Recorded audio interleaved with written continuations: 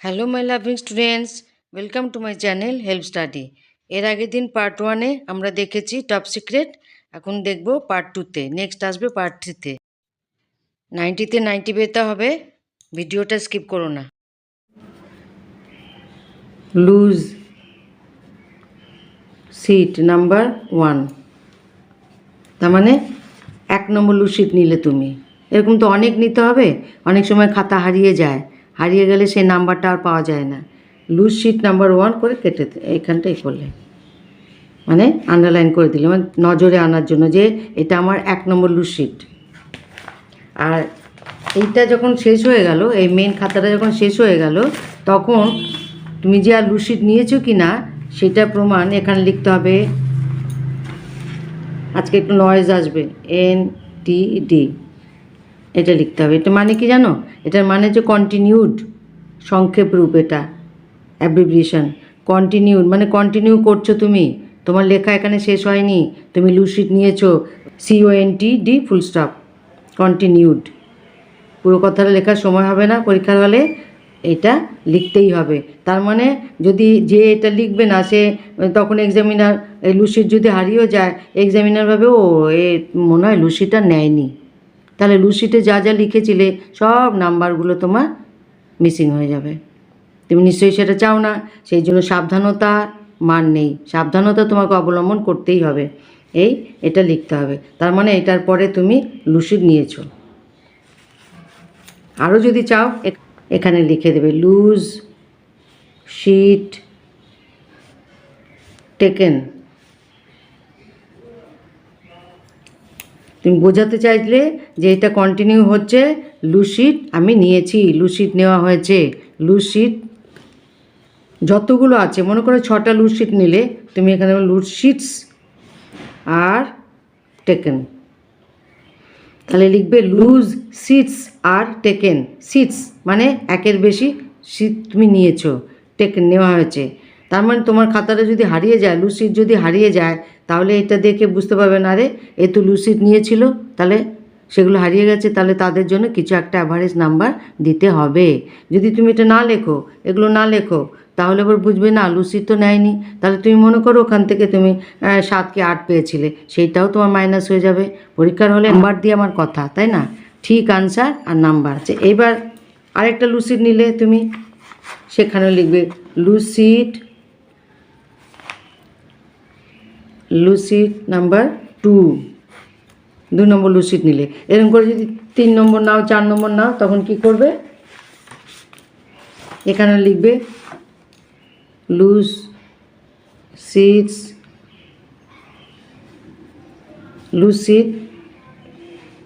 3, এরকম করে লিখলে, মনে করো 6টা লুজ শিট নেওয়া হয়ে গেল। 6টা লুজ শিট নেওয়া যখন হয়ে গেল, তখন তুমি এভাবে লিখলো লুজ শিট নাম্বার 6। আর যদি এখানে নাম্বার দাও আরও ভালো হয়, লুজ শিট নাম্বার, তাহলে কেমন করে দেবে? লুজ শিট -3, তার মানে 3 নম্বর লুজ শিট, বা লুজ শিট, ফ্রেশ করে লিখে দিচ্ছি আমি, লুজ শিট নাম্বার 3, মানে এটা 3 নম্বর। তোমার যেটা আছে loose sheet -3, loose sheet number 3। তাহলে এটা হচ্ছে মেন খাতাটা, মেন খাতায় যে মার্জিন কাটা হয়েছে, মেন খাতা এখানে পিটিও দেওয়া হয়েছে, এখানে পিটিও দেওয়া হয়েছে। এবার পেছনে লেখা হয়েছে কন্টিনিউড। এখানে লুজ সিটস আর টেকেন একদম লাস্টে বলতে হবে, লাস্টে লিখতে হবে। এরপরে লুজ শিট নিলাম আমি, লুজ শিট নাম্বার 1, তারপর আবার নেব লুজ শিট নাম্বার 2, যতগুলো লাগবে ততগুলো নেব, লুজ শিট নাম্বার 3, এরকম করে যতগুলো লুজ শিট নেওয়া হলো, মনে করো লুজ শিট 6টা নেওয়া হয়েছে, তাহলে এখানে লিখতে হবে মেন খাতার পিছনে যেখানে কন্টিনিউ ছিল, সেখানে লিখতে হবে লুজ সিটস আর টেকেন। কটা? যদি 6টা নাও 6টা, যদি 5টা নাও 5টা, 6 লিখতে হবে। 6 লুজ সিটস আর টেকেন। বা আরেকটা লেখা যায়। এটা এটা যদি লেখো ভালো, একদম সোজা। 6 লুজ সিটস আর টেকেন, 6টা লুজ সিট নেওয়া হয়েছে। আবার আরেকটা ভাষাও লেখা যায়, আরেকভাবে লেখা যায় 6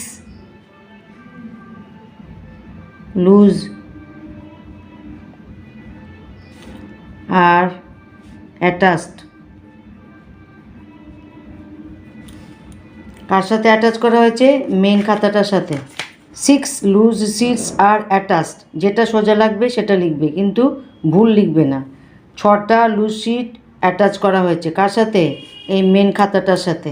মেন খাতাটার সাথে 6টা লুজ সিট অ্যাটাচ করা হয়েছে। কি করে? ওই যে স্টিচ করে, হয় সুতো দিয়ে বা স্টেপলার দিয়ে। আর স্টেপলারের কোনো ভরসা নেই, সুতো নিয়ে যাবে, সুতো দিয়ে ভালো করে টাইট করে বাঁধবে। তাহলে এখানে আমি মেন যেখানে কন্টিনিউড সেখানে লিখতে হবে 6 লুজ সিটস আর টেকেন, 6টা লুজ সিট নেওয়া হয়েছে বলে দিলে। আর নয়তো কি লিখবে? 6 লুজ সিটস আর অ্যাটাচড, 6টা লুজ সিট অ্যাটাচ করা হয়েছে, মানে মেন খাতার সাথে বেঁধে দেওয়া হয়েছে। তোমার যেটা সুবিধা, যেটা সোজা সেটা লিখবে, কিন্তু ভুল লিখবে না। তারপরে এই রকমভাবে লুজ সিটগুলোকে নিয়ে এইখানটা এরকমভাবে লুজ সিটগুলোকে নিয়ে এইভাবে এখানে স্টিচ করে দিতে হবে। যদি স্টেপলার দিয়ে স্টিচ করে তবুও ভরসা নেই, এখানে এই যে পেন দিয়ে এরকম করে ফুটো করতে হবে, এরকম করে ফুটো করতে হবে। ফুটো করে নিয়ে এখান দিয়ে ক্রচের সুতোটা বার করে গিট দিতে হবে। আর আরেকটা কথা, এই নাম্বারিং কিন্তু মার্জিনের বাইরে থাকবে। এই যে নাম্বার কিন্তু মার্জিনের বাইরে থাকবে, আর লেখা মার্জিনের ভেতরে থাকবে। তাহলে এই যে মার্জিন ভাঁজ করেছিলাম, এই নাম্বারগুলো মার্জিনের বাইরে থাকবে, আর লেখা কোথায় থাকবে? এখানটা লেখা থাকবে। মার্জিনের বাইরে নাম্বার থাকবে, নাম্বার কিন্তু কোনো মতে ভেতরে আসবে না। মার্জিনের বাইরেই নাম্বারের জায়গা, মার্জিনের বাইরেই নাম্বার থাকবে। মার্জিনের ভেতরে কিন্তু নাম্বার আসবে না, মার্জিনের ভেতরে থাকবে লেখা। ওকে? যদি সুতো দিয়ে বাঁধার হয় তাহলে কিন্তু গিটগুলো শক্ত করে দেবে। একটা গিট না, একের বেশি গিট দিয়ে দাও, কোনো অসুবিধা নেই। খুব ভালো করে বাঁধো খাতাটা, কারণ ওই খাতাটা তোমার কিন্তু প্রাণভোমরা। মাধ্যমিকে ভালো রেজাল্ট করার জন্য ওই খাতাটা তোমার প্রাণভোমরা। ওই খাতা যদি এদিক ওদিক হয়ে যায়, খাতার লুসির যদি এদিক ওদিক হয়ে যায় লুজ বাঁধনের জন্য, তাহলে কিন্তু তোমার মার্কস গেল একদম। মাধ্যমিকে ভালো রেজাল্ট করলে, ভালো মার্কস পেলে উচ্চ মাধ্যমিকে ভালো জায়গায় চান্স পাবে, উচ্চ মাধ্যমিকে ভালো মার্কস পেলে কলেজে ভালো জায়গায় চান্স পাবে, হায়ার এডুকেশনে ভালো জায়গায় চান্স পাবে। সব কিছু নাম্বারের খেল, সব কিছু ওই নাম্বারের উপর। সেই জন্য কিন্তু খুব সাবধান, খাতা ভালো করে বাঁধবে। আর আগে তো সুতো দিয়ে বাঁধতো, আশা করি এখনও সুতো দিয়ে বাঁধে, কারণ পরে স্টেপলার দিয়ে স্টেপল করলে পরে কি হয়, ওই পিন যখন তখন খুলে যেতে পারে। আর যদি স্টেপলার দিয়ে স্টেপলার নিয়ে আসেন, তাহলে পরে স্টেপলার দিয়ে স্টেপল করো, তারপরে যে পিনের মুখটা আছে সেই মুখটাকে ভালো কিছু দিয়ে একদম থেতলে দাও। তাহলেও কোনো গ্যারান্টি নেই যে পাতাগুলো তোমার খাতার সাথে থাকবে কি থাকবে না। তখন সুতো চাইবে, বা তুমি সুতো নিয়েই যাবে। তোমার যে পেন্সিলের বক্সটা থাকবে সেখানে সুতো নিয়েই যাবে। সুতো যদি নাও দেওয়া হয়, সুতো চাইলে হয়তো সুতোর ব্যবস্থা নেই বা অনেক কিছুই হতে পারে পরীক্ষার হলে। সময় বেশি নষ্ট করার দরকার নেই, সুতো নিয়ে যাবে। ক্রচেটের সুতো 2-3টে করে মোটা করে সুতো নিয়ে যাবে। সুতো নিয়ে যাবে, তুমি নিজেই ফুটো করে নেবে কিছু দিয়ে, এই ডট পেনের মুখটা দিয়ে ফুটো করে নেবে, ওইখান দিয়ে সুতো দিয়ে ঢুকিয়ে ভালো করে বেঁধে দেবে। নিজের সাবধানতা নিজের কাছে। তোমার নাম্বার কম হলে কেউ তোমাকে নাম্বার ধার দেবে না। তোমার খাতা হারিয়ে গেলে কেউ বলবে না যে এই নে আমার খাতাটা নে, আমার নাম্বারগুলো তুই নিয়ে নে। নিজের ব্যাপার নিজে সামলাতে হবে, তাই না? এরপর আসি কোশ্চেন পেপারে। এটা যেহেতু বইতে করা আছে সেহেতু ওপরে ইনস্ট্রাকশনগুলো কিছু নেই, ওপরে অনেক কিছুই ইনস্ট্রাকশন থাকে। ওপরটা কেমন লেখা থাকবে আমি স্ক্রিনশট দিয়ে দেবো, ঠিক আছে? স্ক্রিনশট দিয়ে দেবো আমি। কথাটা জানো তো, screenshot, SCREEN, screen SHOT, shot. কিন্তু অনেকেই বলে স্কিনশট, SKIN, স্কিন মানে তো চামড়া। মোবাইলের আবার চামড়া কিসের, তাই না? স্ক্রিনশট।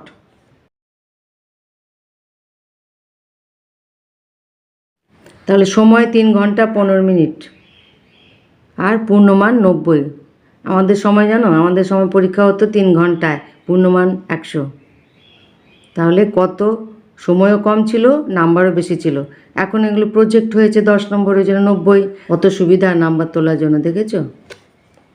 এরপরে নিয়মিত পরীক্ষার্থীদের জন্য, মানে নিয়মিত রেগুলার সিস্টেমে যারা পড়াশোনা করছো, মানে তোমরা, এটা 2017টা আমি দেখাচ্ছি। প্রথমে আছে বিভাগ ক, বিভাগ খ, তারপরে আসবে বিভাগ গ, বিভাগ ঘ। 4টে বিভাগ থাকবে, 4টে বিভাগ থাকবে। বিভাগ কয়ে সমস্ত প্রশ্নের উত্তর করা আবশ্যিক, কম্পালসারি, করতেই হবে সব কটার অ্যান্সার। প্রতিটি প্রশ্নে সঠিক উত্তরটি নির্বাচন করে তার ক্রমিক সংখ্যাসহ বাক্যটি সম্পূর্ণ করে লেখো। 15টা আছে, 15টা 1 নম্বর করে 15 নম্বর তোমাকে তুলতে হবে। 1 × 15 = 15। তাহলে বলছে ক্রমিক সংখ্যাসহ, ক্রমিক সংখ্যা মানে এইগুলো। তাহলে আমাকে কী লিখতে হবে? কিছু ফুল সূর্যোদয়ের পরে ফোটে কিন্তু সূর্যাস্তের সঙ্গে সঙ্গে বুঝে যায়। এটি হলো, আমার যদি এই অপশানটা রাইট হয় তাহলে এটি হলো ড্যাশ এ ফোটোনাসটি। ঠিক এইভাবে লিখতে হবে। তাহলে আমরা একটু লিখে দেখাই। কোশ্চেন আনসার করার আগে দেখো, এটা 1, এক দাগের মধ্যে 15টা, 1 2 3 4 করে এরকম করে 15টা। তাহলে আমার এই প্রশ্নর নাম্বারটা কত? প্রশ্ন সংখ্যাটা এটা কোন দাগের প্রশ্ন? এই 1-এর 1, এটা 1-এর 2 নম্বর, এটা 1-এর 3 নম্বর, এটা 1-এর 4 নম্বর। তুমি যদি এখন আনসারে 1 2 3 4 করে বসিয়ে দাও তাহলে কিন্তু সেই কোশ্চেন পড়বেন না এক্সামিনার, নাম্বার পাবে না। হুবহু যেমন আছে তেমন করতে। যেমন এটাকে লিখতে গেলে আমার কী করতে হবে? 1 ইন এই, এরপরে কিন্তু ফুল স্টপ নেই, দেখো এটার পরে ফুল স্টপ নেই, দেখা যাচ্ছে? তাহলে 1.1 মানে এই 1-এর আন্ডারে 1, এই 1-এর আন্ডারে 2, এই 1-এর আন্ডারে 3, এই 1-এর আন্ডারে 4, এই 1-এর আন্ডারে 5। এইভাবে আমাকে এই নাম্বারটা দিতে হবে। তারপর লিখতে হবে কিছু ফুল সূর্যোদয়ের পরে ফোটে, সূর্যোদয়ের পরে ফোটে, কমা, ঠিক যেমন আছে তেমনই লিখতে হবে। কিন্তু সূর্যাস্তের সঙ্গে সঙ্গে বুঝে যায়, যেমন আছে দাড়ি দিতে হবে। এটি হলো ড্যাশ এ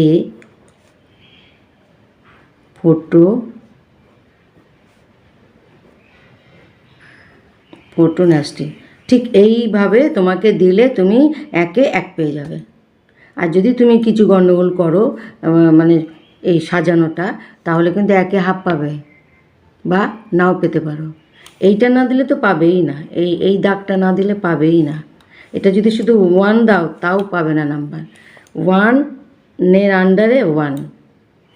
তাহলে কিছু ফুল সূর্যোদয়ের পরে ফোটে কিন্তু কমা ছিল, কমা দিতে হবে, কিন্তু সূর্যাস্তের সঙ্গে সঙ্গে বুঝে যায়। দাড়ি ছিল, দাড়ি দিতে হবে। এটি হলো ড্যাশ ছিল, ড্যাশ দিতে হবে। অপশনটাকে রাউন্ড করতে হবে, এই যে অপশনটাকে রাউন্ড করা, তারপরে ফোটোনাসটি। এইবার তোমার কমপ্লিট হলো। তুমি মার্কস পেলে কত? 1, 1-এ 1 পেয়ে গেলে। এইভাবে ফুল আনসারটা আমাকে নিতে হবে। এই যে মার্কস পেলে 1-এ 1। তাহলে দেখো এই দাগটা কম্পালসারি, 1-এর আন্ডারে 1, সব জায়গাতে একই আছে। কিছু ফুল সূর্যোদয়ের পরে ফোটে, কমা ছিল, কিন্তু সূর্যাস্তের সঙ্গে বুঝে যায়, দাড়ি ছিল। এটি হলো ড্যাশ আছে দিতে হবে, এখানে অপশান নাম্বারটা দিতে হবে এ, আর অপশানটা রাউন্ড করা আছে, রাউন্ড করতে হবে। শুধু অপশান এ দিয়ে ছেড়ে দিলাম, রাউন্ড করলাম না, তাহলেও হবে না। ঠিক এইভাবেই এখানে তুলে নিতে হবে, তাহলেই তুমি 1-এর মধ্যে 1 পেয়ে যাবে। আর যদি এদিক ওদিক করো এইটা না দিলে তো তুমি পাবেই না নাম্বার। আর সবচেয়ে বড় কথা কি জানো তো, এক্সামিনারদের অনেক খাতা দেখতে হয়, তারা ওই খুঁজে পেতে খাতা দেখবেন না। তুমি তাদের কাছে তুলে ধরবে, রেডি পাবেন তারা, তখন তারা খাতা দেখবেন। তাহলে তোমার ডিউটি তার চোখের সামনে তোমার খাতাতে সব কিছু তুলে ধরা, একদম সঠিকভাবে তুলে ধরা, তাহলে সঠিক নাম্বার পাবে। এই গেল, এরকমভাবে প্রত্যেকটা 15টা করতে হবে। তারপরে দেখো বিভাগ, তারপরে এখানে কি করতে হবে, এখানে কিন্তু অবশ্যই অবশ্যই এটা মেনশন করতে হবে, অবশ্যই এটা মেনশন করতে হবে, না হলে কিন্তু নাম্বার পাবে না। কারণ এটা কোন বিভাগের আন্ডারে করছো, কোন বিভাগ, ম্যাডাম স্যার বা ম্যাডাম কি খালি খুঁজবেন তোমার পাতার পর পাতা? অনেক স্টুডেন্টের খাতা দেখতে হয় ওনাদের। তাহলে এটা লিখতে হবে। তাহলে প্রথমে বিভাগ ক লিখতে হবে, তারপরে এইটা প্রথম পয়েন্ট এটা লিখতে হবে, দ্বিতীয় পয়েন্ট এটা, তৃতীয় পয়েন্টে যে এইগুলো, এই যে কমা, দাড়ি, ড্যাশ, অপশান নাম্বার, রাউন্ড, এগুলো, তারপরে সঠিক আনসার দিলে 1-এ 1, আর না দিলে, এটা না দিলে নাম্বার নেই, এটা না দিলে নাম্বার নেই। এটা দিয়েছো, এটা দিয়েছো, কমা, দাড়ি, ড্যাশ দাওনি, আর অপশানে দিয়েছো রাউন্ড দাওনি, হাফ। বা এক্সামিনারের মেজাজের ওপর নির্ভর করবে, এক্সামিনারের ইচ্ছের ওপর নির্ভর করবে। তিনি যদি খুব কড়া টিচার হন তাহলে একটা নাম্বারও পাবে না, আর যদি একটু সদয়, একটু দয়ালু টিচার হন তাহলে ভাববেন যে না, এ তো রাইট অ্যান্সারটা তো রাইট করেছে, ঠিক আছে হাফ নাম্বার দিয়ে দিই। বুঝেছো? অনেক কায়দা করে ভালো নাম্বার পাওয়া যায়। তারপরে দেখো বিভাগ ঘ, বিভাগ এরপর আসবে বিভাগ খ, লিখে নিয়ে তারপরে তোমরা এটাও করবে যে কোনো 5টি, ঠিক আছে। এখানেও দেখো এটা কোশ্চেন হচ্ছে 2 দাগের, তাহলে এগুলো কি হবে, তাহলে 2.1 মানে 2 দাগের এক একটা, মানুষের চোখের লেন্সের ফোকাস দৈর্ঘ্য এরকমভাবে লিখতে হবে, মানুষের, এরকমভাবে লিখে শূন্যস্থানটা যেখানে আছে, এই যে শূন্যস্থানটা, এই যে উপযোজন একদম ঘাড়ে যেন দাগটা না পড়ে, এক্সামিনারে দেখতে অসুবিধা হবে। কারণ অনেক এক্সামিনারেরই চোখে চশমা থাকে, পাওয়ারের প্রবলেম থাকে, সেই জন্য একদম ঘাড়ে দাগটা দেওয়া যাবে না, অনেকটা নিচে দাগটা দেবে। যদিও আমি তোমাদের শর্ট ভিডিও দিয়েছি, সেখানে কাছাকাছি দাগ হয়ে গেছে, কিন্তু তোমরা পরীক্ষার হলে, এক্সামিনেশন হলে কিন্তু একটু ডিস্টেন্স থেকে দাগটা দেবে। এই গেল, এইভাবে করতে করতে তোমার চলে এলো 2.5, মানে 5 না, মনে করো তুমি এটা দাওনি, এখানে কটা আছে, 6টা আছে, 5টা দিতে হবে। মনে করো তুমি একটা দাওনি, 2টা দাওনি, তাহলে কি তুমি পরেরটা 2.2 দেবে? না, 2.3 দেবে। যার যেটা নিজস্ব নাম্বার, এই যে এর নাম্বার হচ্ছে এটা, এর নাম্বার এটা, এর নাম্বার এটা, এর নাম্বার এটা, এর নাম্বার এটা, এর নাম্বার এটা, এই নাম্বারগুলো ঠিক করে দেবে। মানে আমাদের যেরকম নাম দিয়ে পরিচয়, এরও এই কোশ্চেনটারও কত নাম্বারের প্রশ্ন, ওই দাগে দেখ 2 দাগের 6টা, তখন তুমি এটা দেখলে, তাহলে এই প্রশ্নটার পরিচয় কি, এই নাম্বারটা। এই 2 কিন্তু বারবার বলছি, এই 1 কিন্তু বসাতে হবে, এই 1গুলো, এই 1 কিন্তু বসাতে হবে, এটা 1 দাগের আন্ডারে, আবার এই 2গুলো কিন্তু বসাতে হবে, এই 2 দাগের আন্ডারে দিতেই হবে, বারবার বলছি, নাহলে কিন্তু একটা নাম্বারও পাবে না। এটাও 2 দাগের মধ্যে, এটা 6 গেল, এরপরে 7, এটা কি সত্য মিথ্যা। তাহলে কি লিখবে, সত্য মিথ্যাতে কেমন করে লিখবে, যে মনে করো 2.7-এ চলে এলাম, 2.7-এ লিখলাম জিব্বারেলিন